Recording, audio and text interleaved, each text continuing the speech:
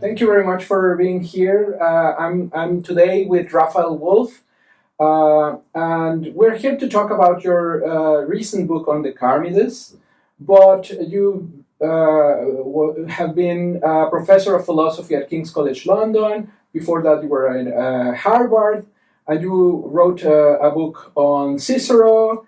Edited with very hard another book on Plato, and you've been a very active researcher on Plato and Hellenistic philosophy.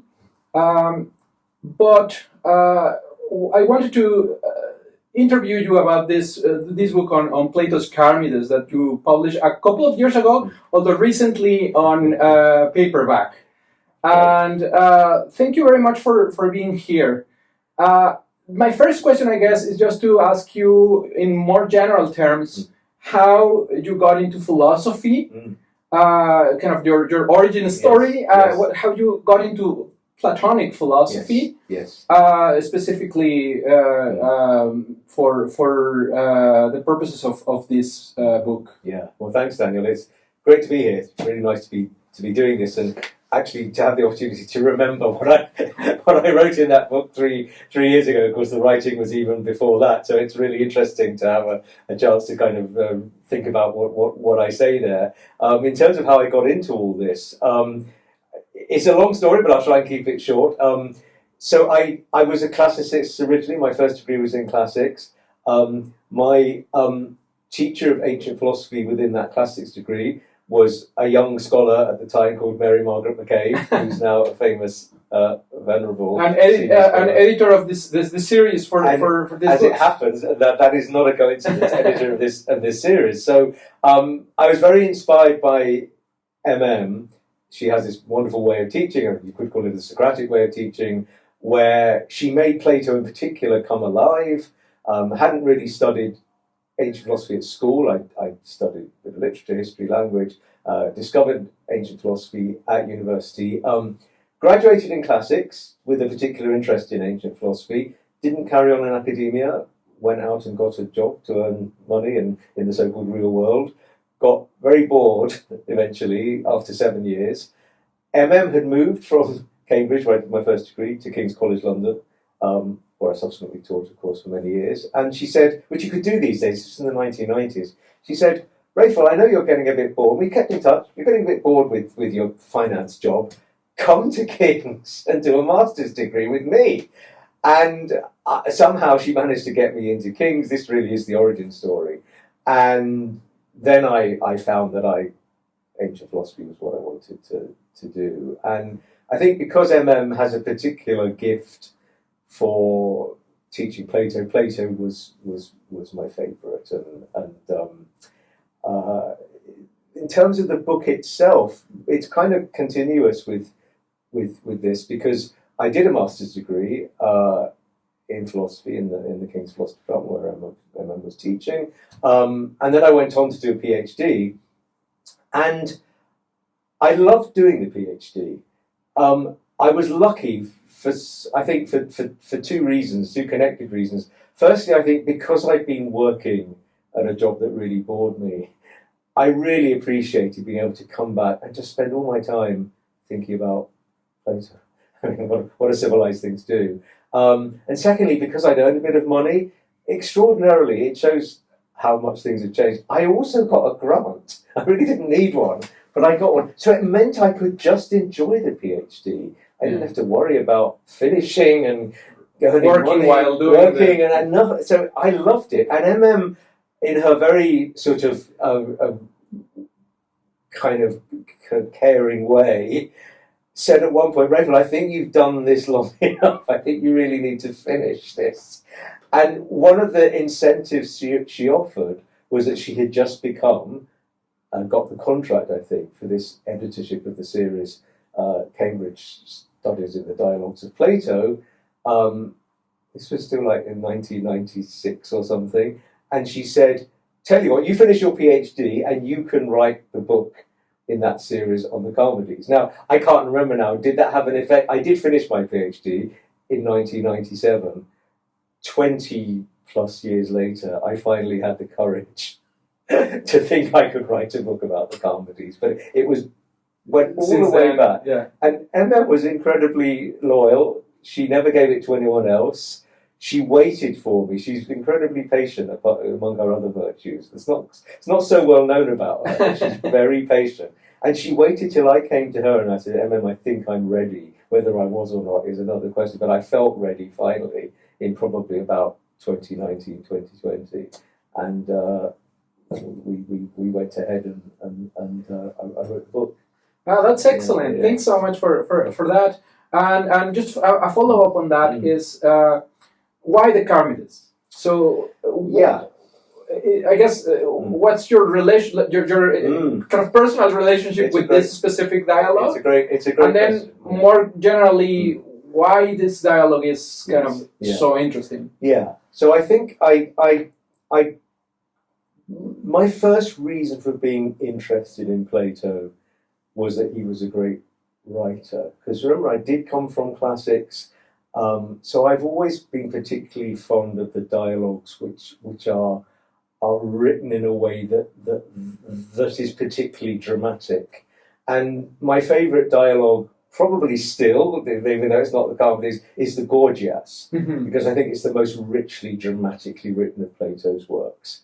In a different way, the Charmides is a very dramatic dialogue. Certainly the way I read it, it shows Socrates probably at his most human, and in some ways at his most flawed. So I've always been very interested in the relationship between Plato, the author, and his character Socrates. I used to have a very idealistic view of Socrates when I was an undergraduate, looking at the Gorgias, seeing this guy fight for justice, and I thought, this is the most inspiring thing. Now, obviously, that's part of, I think, what we're supposed to take from the work.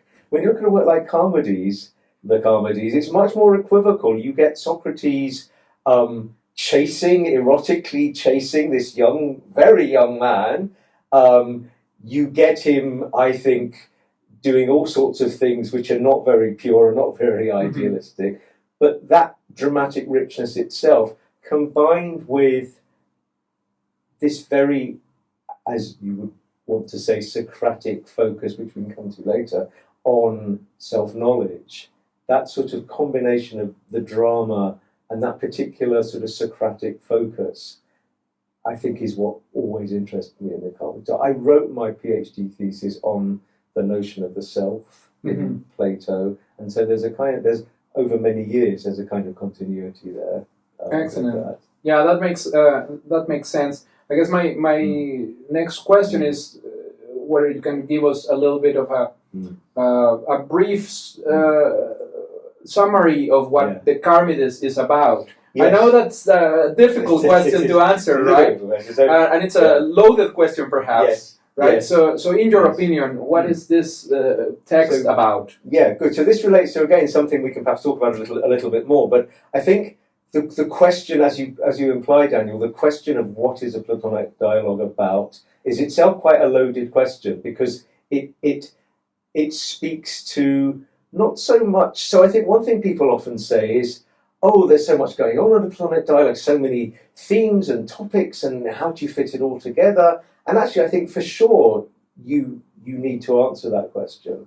But I think kind of almost prior to that is the idea that perhaps you have to separate two things. So one is, and this is given surprisingly little attention still, I think, in process, what actually goes on in this dialogue? What happens from the point of view of the dramatic interaction between Socrates and his characters? And so there's a story to tell, and I have a particular view that focuses on the erotic aspect. So I think from the point of view, if you ask what are Socrates' motives in the Charmides, I think a plausible answer, and it's kind of the one I try and argue for in the book, is he's trying to pursue and capture Charmides as kind of his erotic quarry. It's a hunt for the beautiful Charmides and his beautiful soul. And actually that explains dramatically a lot of what goes on. So how they come to be interested in the focus on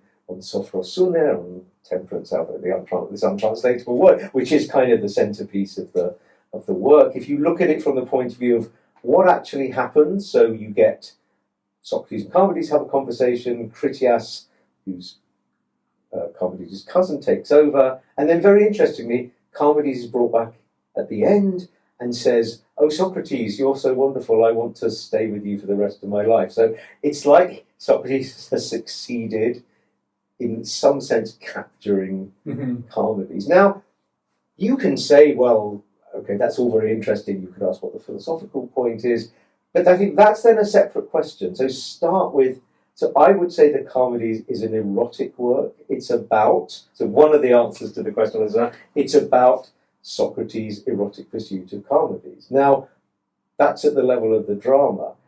You might, and you should then say, okay, there's an author, Plato. What's Plato doing with this drama that he's giving us? And that might result in a very different answer. As with any drama or any good bit of writing, what the author does with what they give us is not the same question as what they give us. So you start with what actually happens in the Charmides, what are the motives of the characters, and then second question, what's Plato up to? And I know I haven't directly answered the question, what is it about? But there are essentially, I think, two answers. And in answer to the question as it relates to the drama, I say it's an erotic work. In answer to the question of what Plato's up to, complicated question, but I think he wants us to engage critically with what happens dramatically in order perhaps to form our own view about what sophrosyne is.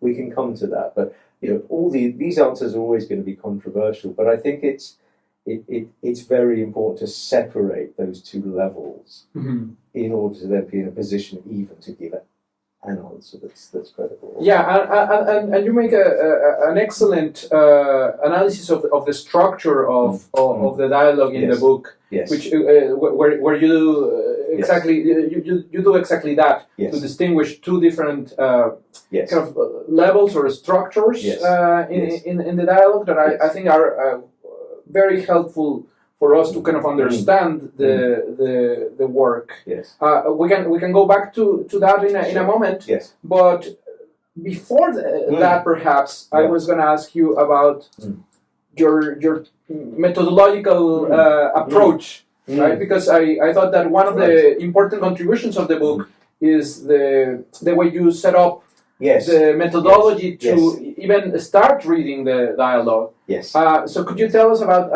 that? Yeah, and this kind of relates to what we've been talking about. So there's a drama, and then there's an author sitting above the drama, and I think that given that complex structure, you have to have some criteria for interpretation that is explicit. So you as the author kind of know what you're doing, and then the readers can look at what you're doing, see what you're doing, judge whether they can judge two things, where they can agree or disagree that these are the right principles of interpretation, but at least they can see what they are, and then they're in a position to agree or disagree. And then they can see whether I, as the author, would adhere to them.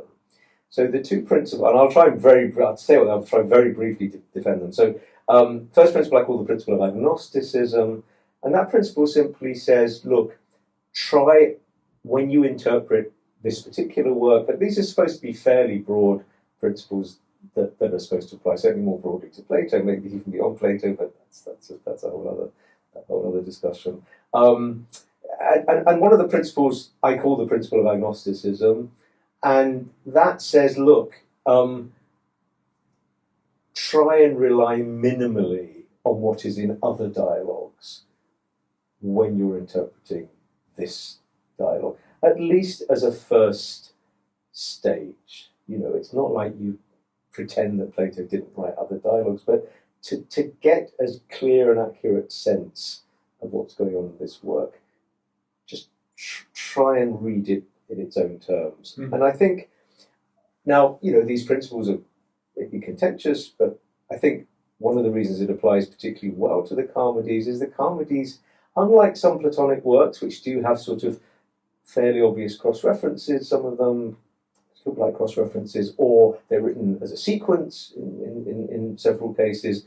The Charmides just really seems to function as a standalone work. It's not obviously connected with other works. Now, that itself is a bit controversial, but this brings us to sort of why I think something like the principle of agnosticism is important. So Socrates asks the question in the Charmides, what is temperance? In various other dialogues, he asks what has been come to known as the what is F question, and then we're up and running. So Socrates has this theory, and it's a search for definitions, and we're immediately treating a group of dialogues almost as if they were a single dialogue. And the influence of Philastos is in the background here, who tended to kind of see the dialogues almost as kind of chronological clusters.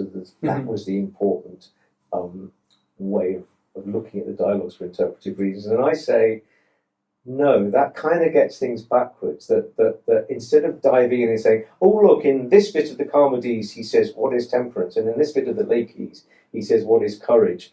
Start with what actually motivates the question in the Charmides. What's the context? What's the background? And you might find that you get a rather different answer to why he's asking the question in one place than in another place. So it's I feel to kind of keep the interpreter kind of interpretively honest, forget about the other dialogues, read the Charmides on its own terms as much as possible. And once you've done that, then you can compare and contrast and see where you go. But don't start by picking little bits that look similar, forgetting the context, and kind of welding the little bits together. That just seems to be not true to the way works are written. Yeah, so is the kind of part of the problem of what you're kind of criticizing, the idea that you might end up just kind of already assuming what is important and just picking bits and just putting them together in a way that doesn't really respect the integrity of the each individual text. Is that kind that's of absolutely right? Yeah, there's a real specific danger of kind of question begging, that you take these little bits, you forget the context, and then those assumptions themselves, or that procedure itself, you use to read the rest of the dialogues, and then that's kind of just this very unsatisfying circular thing where you've already kind of in a way arrived at your answer, and then everything else that's there is read through the lens of that particular set of assumptions. Although I see how it is so tempting for studies on Plato to say let's do eros in Plato, right? So then I'm just going to focus on specific passages or whatever, and I kind of try to see what is common to each other. That, of course, comes with a lot of problems in terms of, as you were just saying, also requires a lot of assumptions about which passages to use to explain the others, and how. So, if there are even cross-references, to decide in which way they go, and that is, of course, very shaky sort of absolutely. And I think just I think that's absolutely right. And just to add to that, I think the point of taking the dialogue as a unit is kind of, that's what we have. That's the bit that's kind of secure. We have a single dialogue written as a single dialogue. It's a much more secure basis for interpretation to take that than, as you say, to do all these much more questionable things, which is we pick this from there and we pick this from there, we decide this is important and this isn't important. But take the dialogue as a unit, and you'll build a more secure reading that way, is the idea. Yeah, okay, so that's the principle of agnosticism, right? Yes. There is a second principle. Yes. Can you... Yes, in fact, if anything, I mean, the second principle is one that I hold dear even more, which I call the principle of separation. Because, okay, it's not that you can't, with agnosticism, of course, we talked about why this might not be a good way to go, but you can observe that, in one dialogue he says, he asks what is courage, and another what is piety. You go, okay, he's up to something here. Anyway, we talked about why that might still not be the right way to start, at least. Yeah. With separation, that simply asks interpreters and readers to notice that you have a bunch of characters depicted as talking to each other, none of whom are ever Plato. Right. So you have Plato, the author, separate from his characters. Now, I think that relates to something we've already talked about, that then allows you to give an account of the drama of a particular dialogue, what's actually going on between the interlocutors, but not to assume that you can attribute any of the views or attitudes or outlooks of the characters to the author. Now, separation, it doesn't say that you can't end up thinking, oh, well, maybe this is Plato's view. But what it says is that given that structure of separation of author from character, you can't assume it. In fact, you have to start from the idea that there might be critical distance, because that seems to me true to the structure of the work between author and characters, and then build an account of what Plato is up to that isn't simply reduced to what Socrates says or what some other character says. So I feel that's important, firstly, because I think too often people still simply take what the leading character says to be identified with what Plato believes. And I think that's just such a basic mistake. That's not how the works are written. So I think really important to separate author from characters, and again to proceed on that basis, and see where that gets. Yeah. So I'm as you know, very sympathetic with that sort of approach to Platonic dialogues. However, just to kind of push a little bit the conversation, and I'm thinking about, for example, what happened. So someone not completely persuaded by that might say something like, "Look, sure, but at the end of the day, Plato, as the author, has kind of full control of Socrates as a character, right? Yes. And definitely in most of the dialogues, yes, we see character put, so it's placed as the kind of ideal or the definitely the main figure, the one who is getting away with how things are done. Yes. So someone might kind of come back at you and say, like, look, in fact, over the course of reading the dialogues, you see how Plato, the author, is manipulating Socrates to say things that you might not recognize as the kind of historical Plato. So why should we still need that layer? Yeah, so good. So I'll give a sort of general answer, and then I'll maybe give a specific example to try and illustrate what I think the virtues of keeping an idea of separation. So think in general terms. So no question, I mean, Socrates is the leading character in most, though not all, of the dialogues in which he appears. There are other leading characters in some dialogues, and Socrates, as is well known, appears at least as a character in all the dialogues except the Laws. So there's no question that I think Plato is absolutely fascinated, as I think authors can be, by, I want to say, because so in the background there's this question of the historical Socrates. I want to leave that to one side because we just don't know. We really don't know. I just think there was a period in scholarship when people were obsessed by the idea of who was the historical Socrates. I just think we don't know. We have these very conflicting views, including possibly within Plato himself. That's a further question. But I want to say he's fascinated, no doubt influenced by the historical figure, but that's kind of a black box for us as modern readers. He's fascinated by this character that he's created. He's very, very engaged with this character. That's not the same as saying he agrees with everything he makes the character say, or that he's manipulating the character to come out showing that particular views are correct or incorrect, and that's where we should leave it. And I think one reason for thinking that is that think about how the character himself is depicted. Socrates is depicted as critically examining other people's views. Now, you get this strange kind of, to me, sort of mismatch where you get interpreters who fully acknowledge that that's how often, at least, and I think even in less sort of combative dialogues, less aphoretic dialogues, he's still kind of portrayed that way as very much a critical inquirer.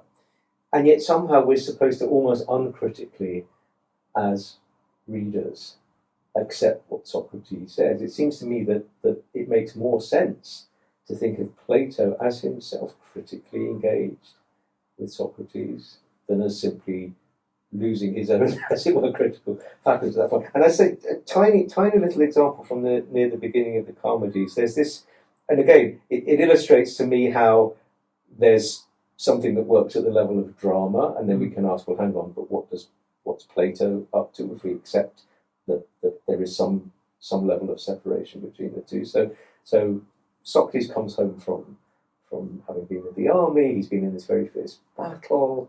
And Chaerephon, his great charmer who appears in several of the dialogues, runs up, and this is Socrates narrating all this. Yeah. So I think that's another reason for separating, is this Socrates, a character, giving his own narration, and there's no reason we should think that's the same as Plato, because how could it be? So there's already a layer there, right? Exactly. Plato isn't coming back from the army. So anyway, Socrates comes back from the army, and he says about Chaerephon, oh, Chaerephon leapt up, and madman that he is, hatemonikos in the Greek, came and sort of said, Socrates, how are you doing? How have you come home safe from the battle? Now, it's amazing how many commentators read that and say, crazy Chaerephon and cool, calm, and collected Socrates, and they're already on to exemplifying temperance.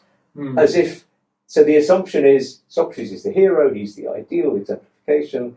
Now, and I say, hang on a minute, why should we necessarily, again, we might eventually want to think this is Plato, why should we think that Socrates calling Chaerephon crazy is something that we as readers are supposed to endorse? Mm-hmm. I mean, here's a close friend of Socrates. Socrates has come back from a very fierce battle. Why is it mad or crazy to jump up and say, Socrates, how wonderful to see you. Welcome back. Right, welcome back, right? So you might think, so there's an alternative view, which is Socrates is a very, very strange character. It's very peculiar to label a friend who jumps up in joy and relief in those circumstances as crazy. So again, that's not trying to prove that Plato does or does not endorse it, but I think these works are written to make us think about what Socrates is saying in a critical way. And as soon as we acknowledge, which I think still isn't acknowledged sufficiently, that there's no law that says what Socrates says has to be endorsed by the author, then we can start getting a different view, perhaps. We allow ourselves different interpretive possibilities, which we can then work with. So that's sort of my defense of... Yes, and in a way, I thought it was interesting because it's a way to... So in that way, the flaws of Socrates, the character, you can distance them from Plato, the author, right? And there is nothing to... it is not impossible that Plato is making a kind of a subtle critique of Socrates' flaws by presenting him in certain ways where... Exactly. And I do agree that there are some bits of the text when you can say, like, oh, isn't Socrates being a little bit rude or uncharitable or dismissing an argument, an important argument a little bit too quickly just because I don't know some other reason, and by using kind of your approach you can maybe see that not as a flaw of Plato the author, but as a way of the author Plato telling us, look, like even the great Socrates has some moments of where you might think it's in behaving a little bit like a sophist or his motives are not the best. Things like that. So that's, I guess, an excellent way to put it.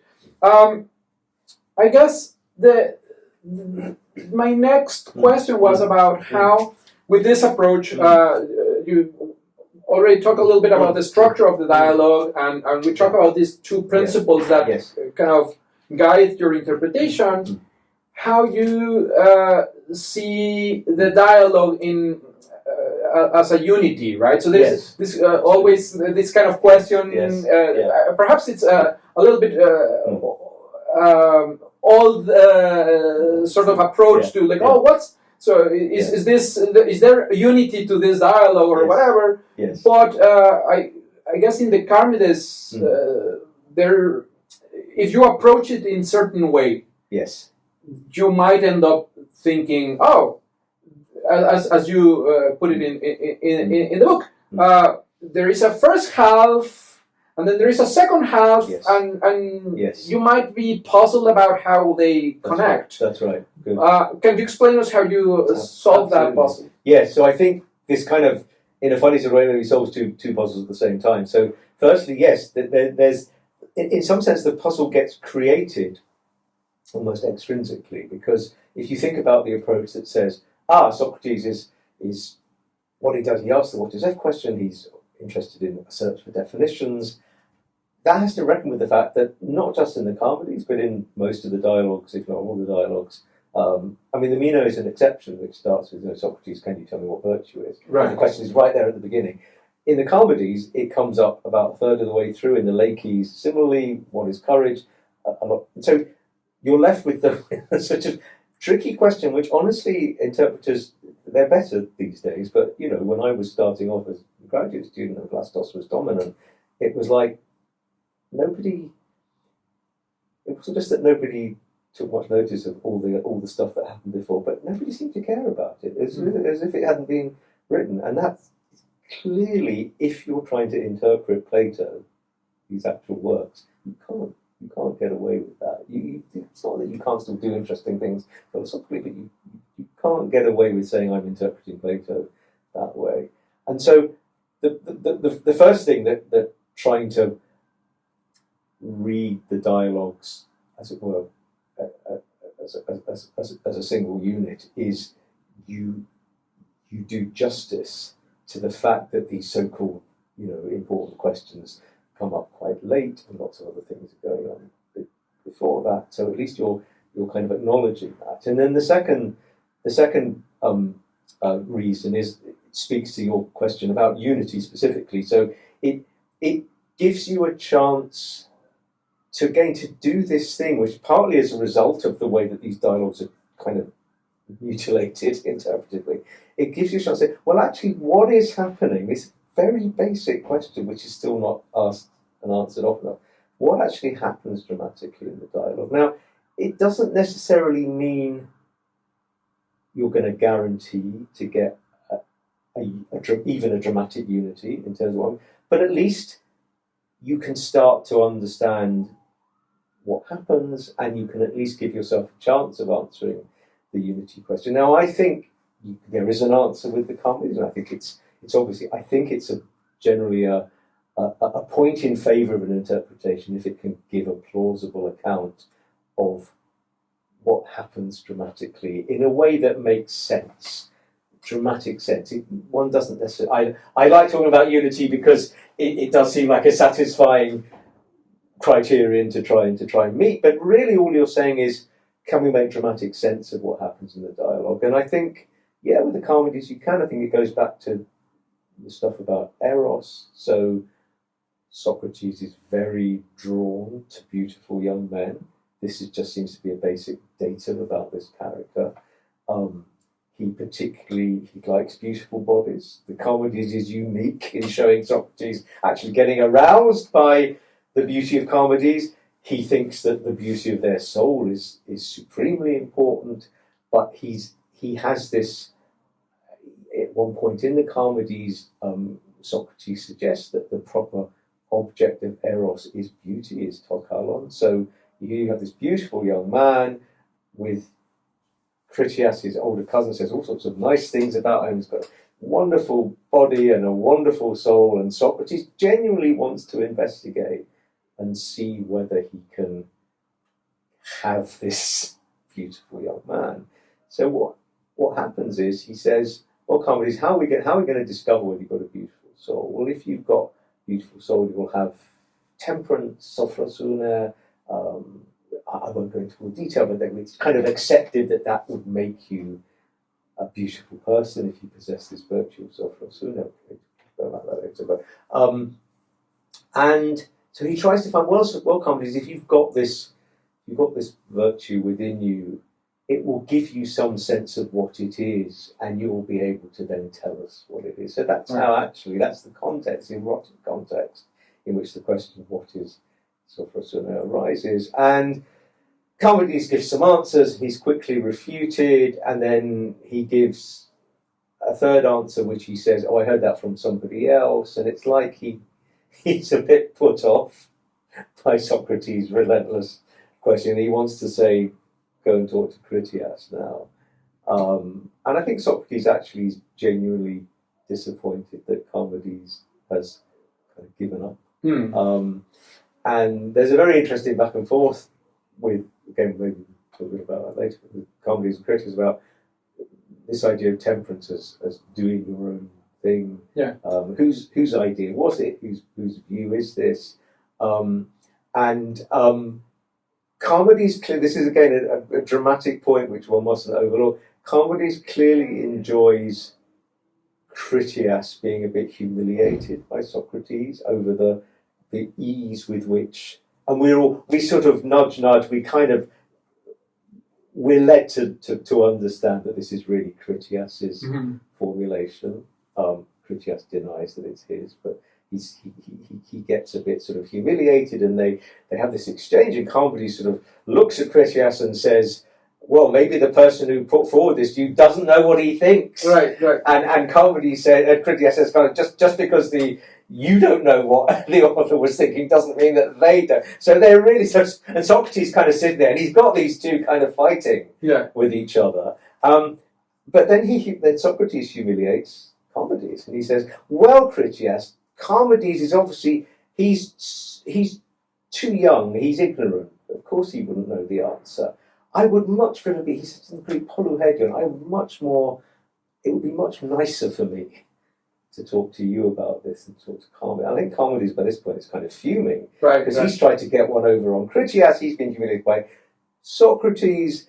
Then he's silent through the long discussion with Critias, and then he's brought back at the end of the dialogue, and suddenly, instead of not wanting to engage with Socrates anymore, he says, Socrates, I want to just stay with you for as long as I can. So my reading, and obviously there's lots of detail which I can't go into, but my reading of that is it's been a very clever piece of erotic manipulation by Socrates, that he sort of shows off to Critias.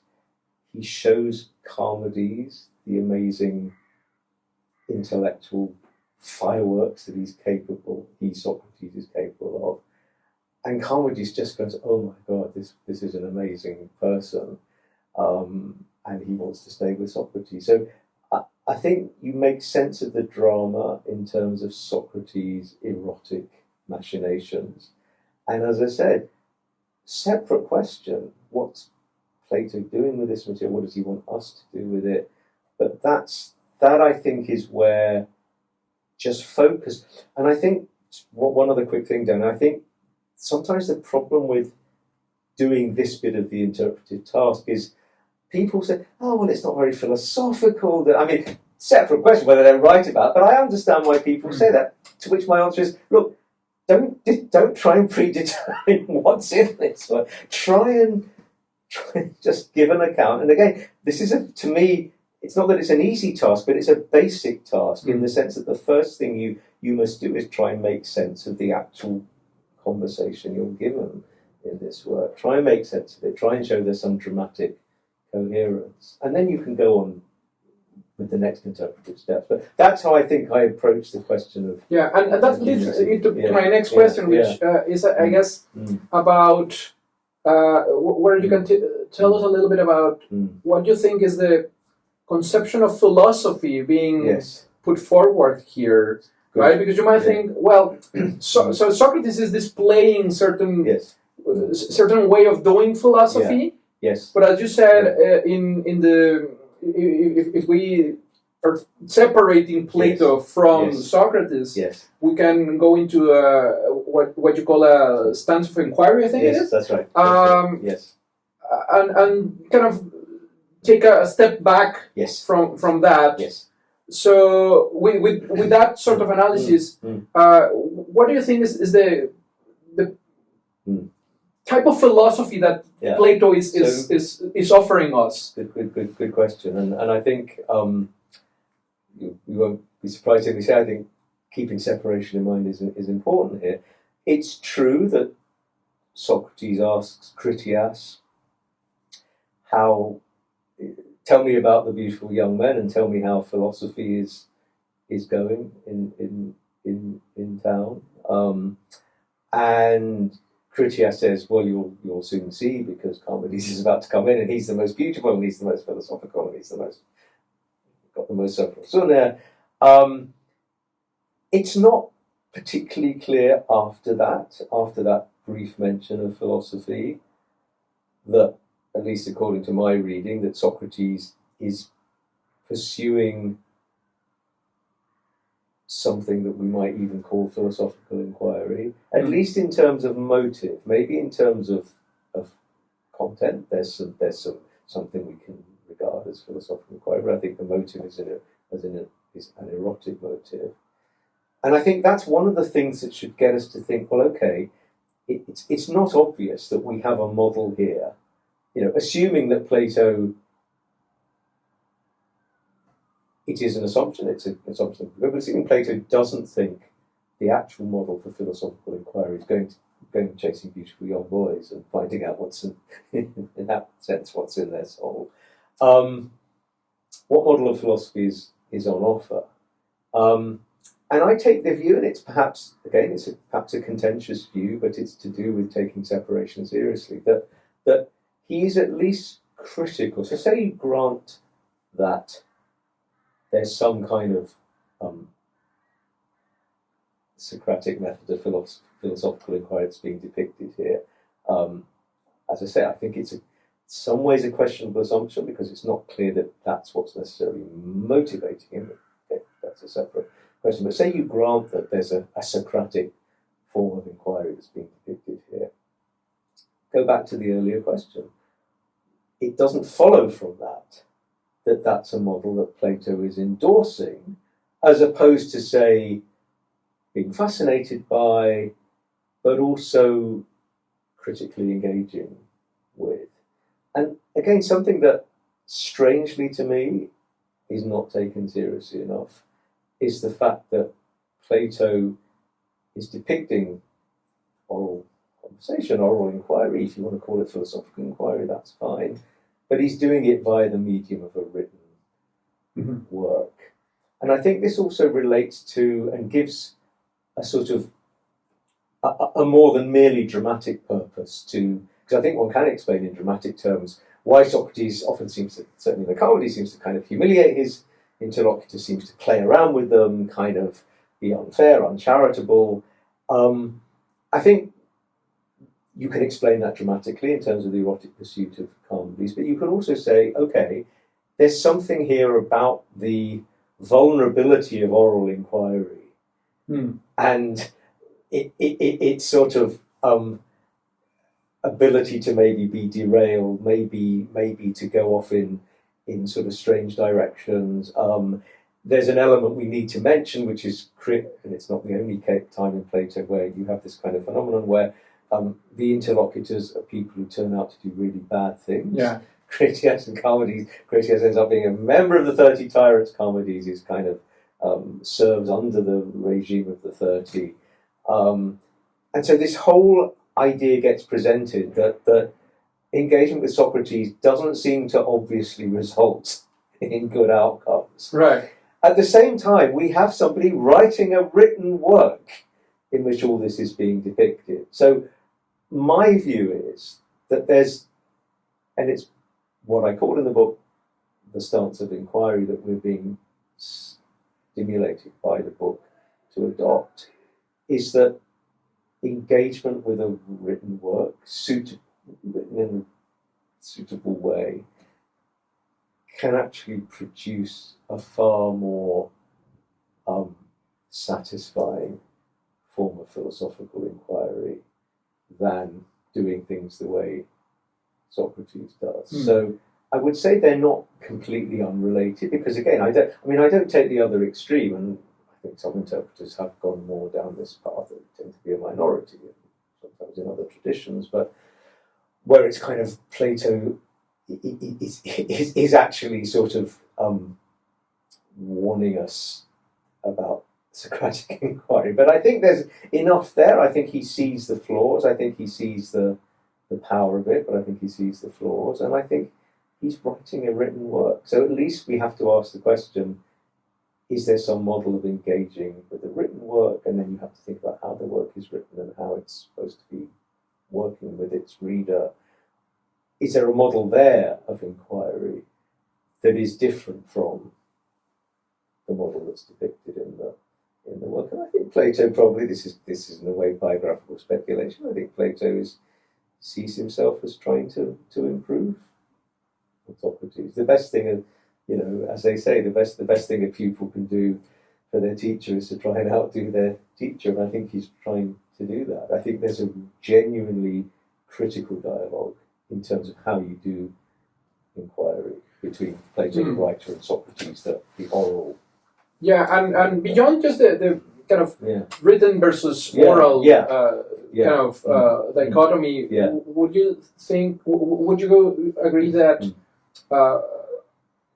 this could be not only about written material, but dialogue form sort of inquiry, that it is important that it is kind of embodied characters discussing stuff and in a specific context? Or would you just say, look, it's just a point about perhaps when we discuss orally, we're sometimes too quick, or we get biased by someone's beauty or things like that.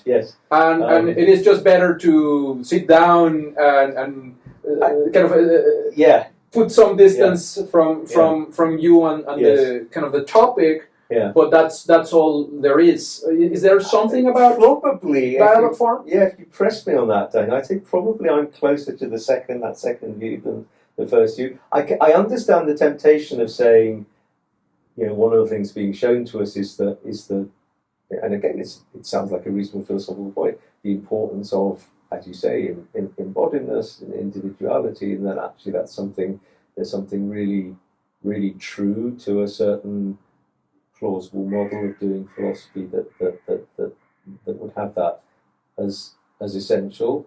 I'm not so convinced by that, because I think my fundamental position is that this is something that Plato does have a critical distance from, and he's kind of maybe saying that, I don't really put that to the book, but I think the way I'd maybe put it now I'm thinking about it is that maybe that was the best model that Plato inherited. I know it's tricky, but sort of leave aside the question of the historical Socrates and what his relation with the actual human being Plato was. But what we seem to have depicted is something that Plato clearly took seriously enough to think that it was worth visiting and revisiting and exploring. And indeed, one of the things that may have drawn him in was this idea of dialogue as fundamentally embodied, and the importance of who it is that you're talking to. But I think he sees the dangers of that as much as the benefits, and I think he's looking for a different model. Okay. That's good. Thanks. I guess it would be odd not to ask you about Sophrosine. Right? Yeah. So now, it is a very difficult concept, and the dialogue doesn't necessarily help us much. No. But what do you think we can learn about what is going on about Sophrosine in the dialogue? So maybe I'll make a quick point about Sophrosine, a quick point about methodology again, and then try and give a more substantive answer to a question. So yes, unlike, the so-called cardinal virtues, so you might include wisdom, courage, piety. When you say that, and they're relatively easy to translate into English. We think we have some kind of grip on what wisdom is, some kind of grip on courage is, some kind of grip on what piety is, even if it's not such a fashionable virtue these days. Sophrosune, very hard to translate. Temperance, moderation, sound-mindedness, lots of terms, none of which I think discipline is one recent one, which I think is very ingenious, but I don't think quite works. None of the terms that translate this ancient word into at least modern English seems to produce in our minds and says, "Oh, I know what that is." Right. And yet it's clearly a central Greek virtue. It's also clear, given a dialogue like the Charmides, where I think in some ways you have perhaps the biggest variety of answers to a what is F question than... Yeah, they don't look like each other. They do not, do they? And I think that that shows that the Greek term itself was perhaps quite hard to pin down. So one has to start off with that it's almost like we don't know and they don't know what it is quite that we're trying to discover.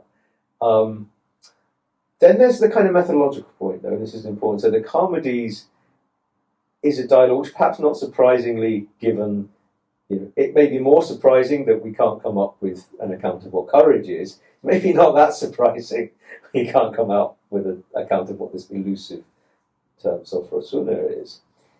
In any case, the Charmides is an aphoretic dialogue. So what actually happens is you get a series of, among other things, but one of the things that does happen in the Charmides is you get a series of attempts to answer the what is temperance question, and they are all refuted. Okay, separate question, we'll go back into that. Fairly or unfairly, they're refuted by Socrates, and we end in aporia. I think Charmides is completely, amazed by Socrates' magicianship. Right. That's another separate question that we've talked about. Take separation seriously. This is kind of, in a way, the methodological point. Just because dramatically we get a negative answer or a series of negative answers doesn't mean that there isn't a more positive answer, or at least a more positive attempt that one can try and extract from the dialogue. And I think, just again, before saying a little bit about what my actual kind of attempt at answering that question is, I just think the methodology is still so important. I think sometimes you see interpreters saying, well, if you read between the lines, then you can see that actually Socrates thinks this is maybe quite a good account, even though officially he kind of refutes it, and And I think that's the wrong approach, firstly because it's kind of, in a way that I think is very unmotivated. It's kind of speculative. Socrates is a cat. Who knows what he really thinks? Who knows really what it is? I don't think we should go there. I think what we should think is, if we're supposed to be as critical towards Socrates' inquiries as Socrates is towards his interlocutor's efforts, then we are mandated, entitled and maybe even mandated by the way the dialogues are written and structured to say, what if we critique, not Socrates has this answer up his sleeve, or that, but say we critique some of the things that Socrates does. Can we arrive at a more positive account of temperance from the materials we're given than Socrates himself does? Because I think Socrates isn't that interested. I'm not saying he wouldn't give a positive account if he could, but I think if his motivation is erotic, I think he's trying to put on a display of how brilliant he is at refuting people to Charmides, all of that. what our job is as readers is to say, well, what if we critically engage with Socrates' moves and see if we can find something that's more satisfying in terms of telling us what Sophros might actually be. And then I think I have, and I'm not alone in this. I think my interpretation is distinct from others, but it's broadly in a category of interpretation which says there might be an account here to be given that takes seriously the prominence of the motif of self-knowledge. So I think probably, and I think again, it would take too long to sort of go into the detail, but I think there is some. You can make a fairly plausible connection between a certain way of thinking about Sophros and the concept of self-knowledge. In other words, I don't think those two are particularly alien. Once you look at some of the detail of the arguments of the Charmides, and then I want to say, so the term I use, I think it's one of the chapters is called the art of self-realization, and I have a specific idea, which again, read the book, guys, and find out what the evidence is, and textual and otherwise. But the idea is that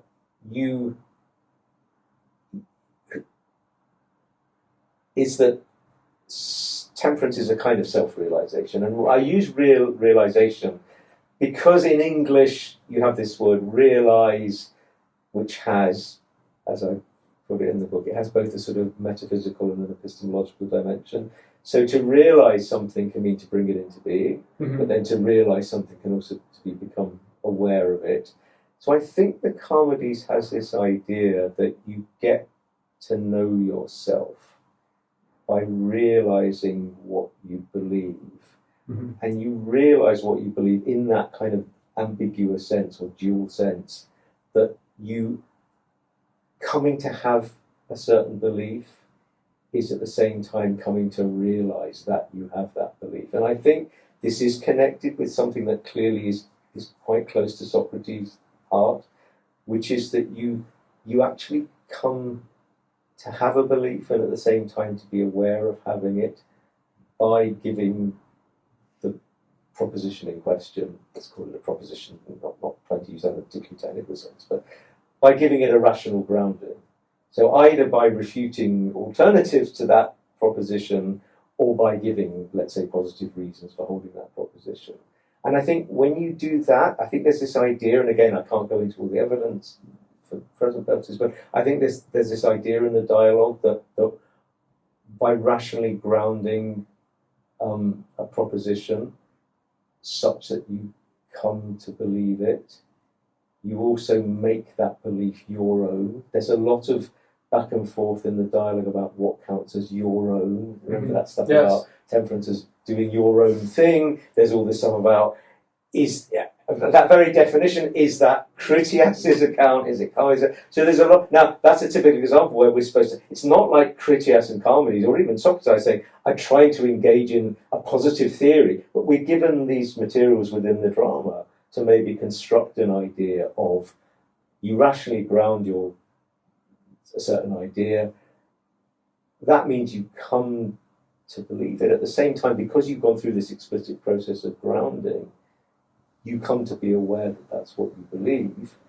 And you kind of, I don't use this term in the book, sometimes I wish I'd use this a bit more. I think it's quite a useful term. You kind of identify with these beliefs that you've given a rational grounding for. And so you kind of construct yourself in that way.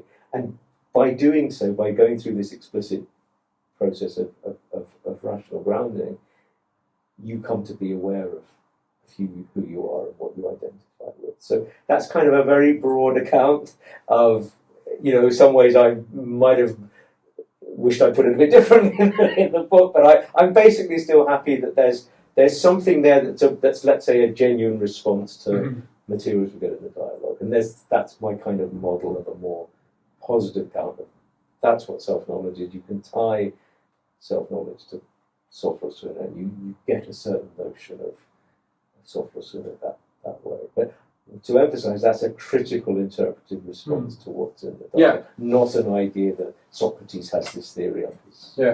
Excellent. Of course, that gives us a lot to discuss about, but I want, because we've been going on too long perhaps by now, and of course the idea is that people go and read your book and discuss it, yeah, exactly, and respond to it in detail.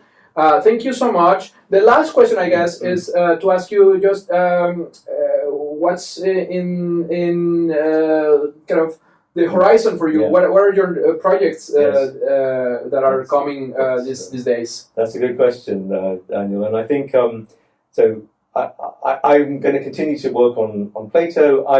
The other philosopher, and fortunately one can call him a philosopher without sort of embarrassment these days, who I've become, probably over the last 25 years, but certainly even more so the last maybe 10 to 15 years, is Cicero. And I think I'm fascinated by authors who use the dialogue form and who use it in interesting ways. So most of the let's say the smaller scale projects I've got on the go at the moment are pieces on Plato and Cicero, on substantive aspects of their work, but also always, I think, with an eye to thinking about how the way their works are written are related to, as it were, the substance of the ideas in those works.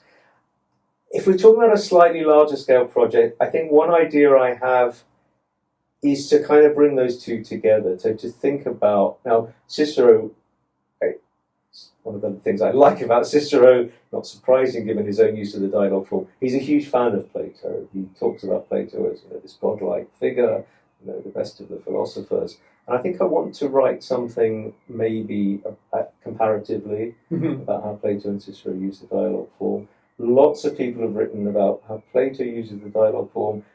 A smaller number of people have written some very interesting things about how Cicero uses the dialogue form.